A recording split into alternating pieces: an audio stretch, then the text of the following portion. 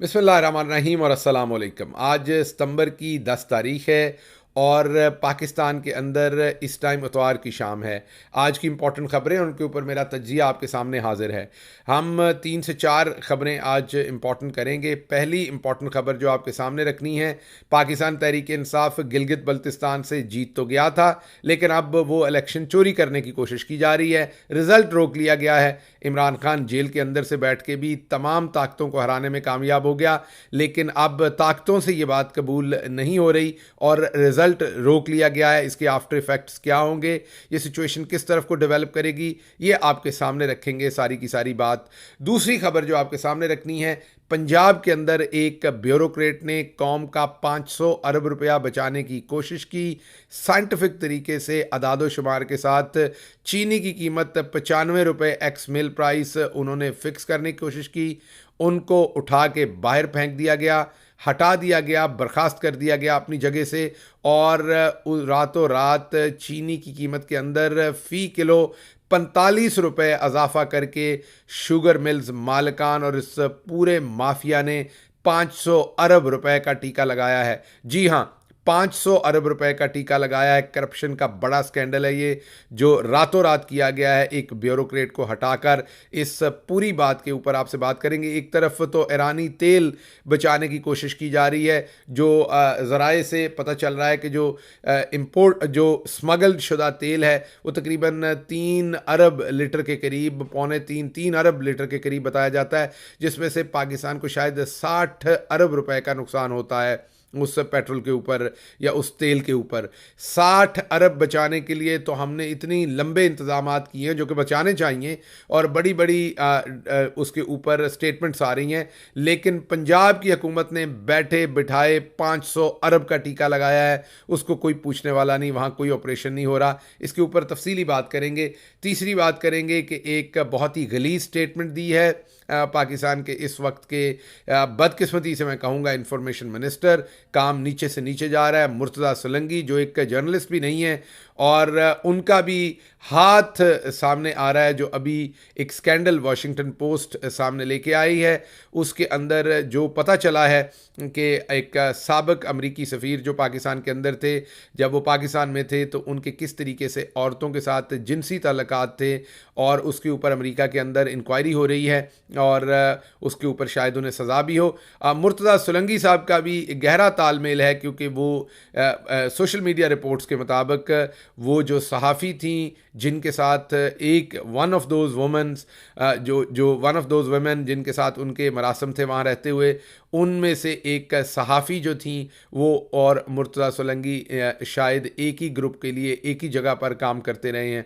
ये इन्फॉर्मेशंस जो हैं ये अभी हम कंफर्म कर रहे हैं। इसकी तमाम कंफर्मेशन आपके सामने रखेंगे। जो प्रिलिमिनरी हमारे पास इन्फॉर्मेशन आई है, हम उसे गैर मुसद्दका कह सकते हैं, अभी रिपोर्टेडली आपके सामने रख रहे हैं। और ये सवाल छोड़े जा रहे हैं मुर्तज़ा सोलंकी साहब से कि अगर ये इन्फॉर्मेशन गलत है, क्या आप और वो जर्नलिस्ट रज़ा रूमी साहब के नया दौर के लिए काम करते रहें कि नहीं? क्या रज़ा रूमी साहब ही नया दौर चलाते हैं या कोई और चलाता है?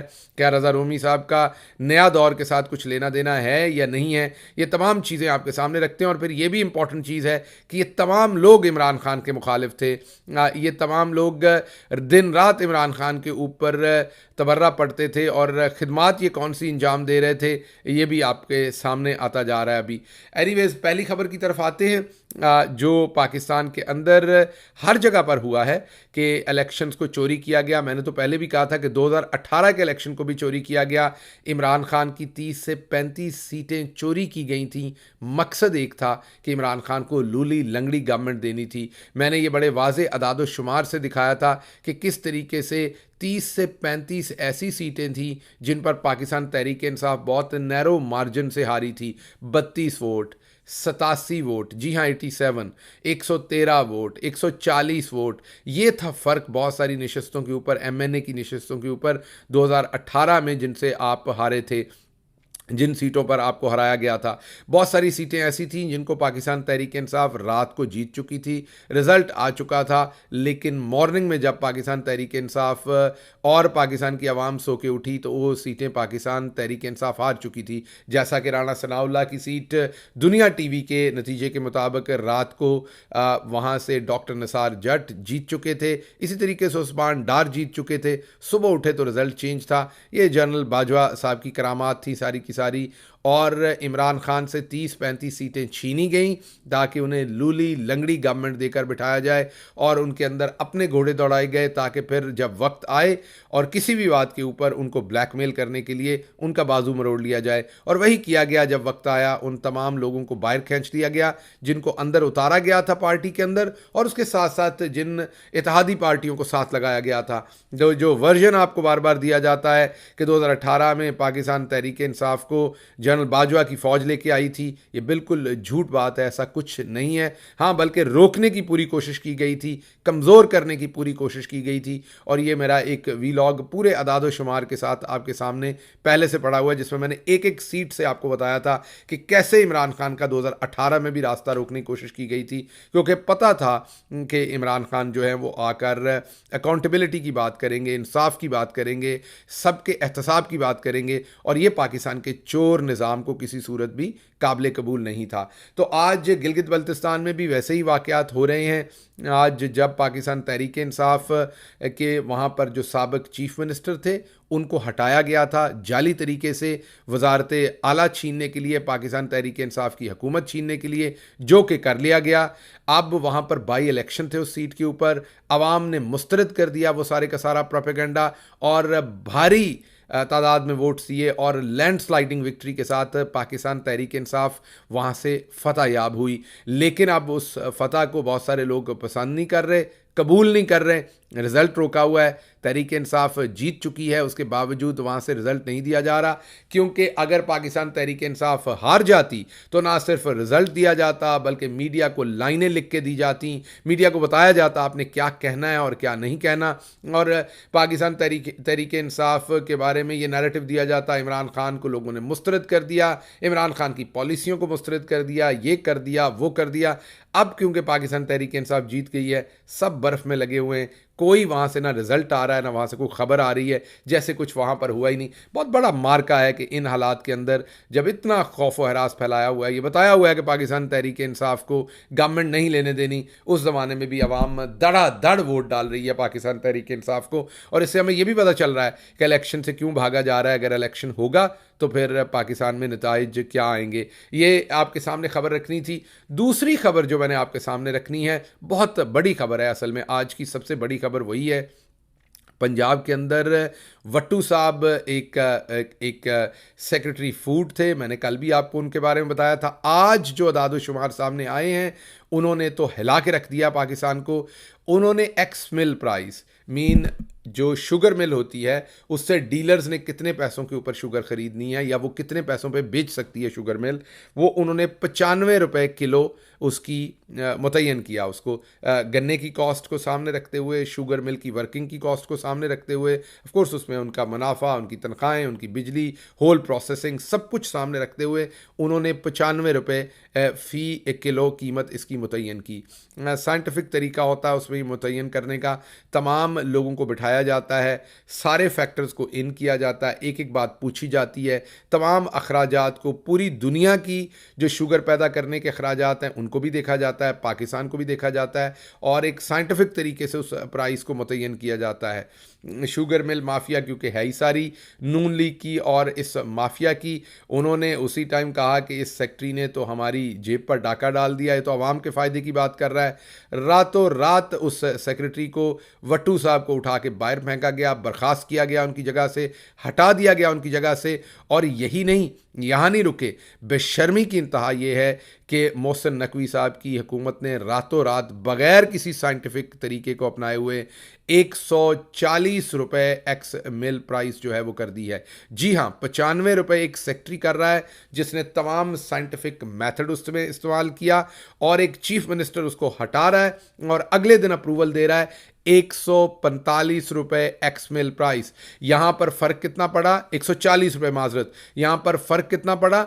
45 रुपये का। 95 रुपये से 140 रुपये, 1 रुपया जब फर्क पड़ता है, 1 रुपया जब फर्क पड़ता है तो 20 अरब, 17 से 20 अरब रुपए ज्यादा शुगर मिल माफिया की जेबों में मुनाफा जाता है। जी हां, तो ये तमाम का तमाम जो आपका पूरे का पूरा ये मेथड है, ये 500 अरब से ऊपर की करप्शन है। ये तमाम का तमाम जो रातों रात किया गया है पाकिस्तान के अंदर, और ये गरीब आम आवाम की जेब से ये 500 अरब रुपया निकाला जाएगा। ये रातों रात जो बदमाशी के साथ काम किया गया है कि एक ब्यूरोक्रेट जो अवाम का पैसा बचाने की कोशिश कर रहा है, पाकिस्तान का पैसा बचाने की कोशिश कर रहा है, मेरिट पर साइंटिफिक तरीके से उसकी वैल्यू कैलकुलेट की। और ये मैं क्यों बार बार कह रहा हूं साइंटिफिक तरीके से, आपको याद होना चाहिए कि इमरान खान साहब की हुकूमत के अंदर भी चीनी स्कैंडल आया था, जिस पर इमरान खान साहब ने अपना सियासी बाजू काट लिया था जहांगीर तरीन साहब को, लेकिन कंप्रोमाइज़ नहीं किया था। उन्होंने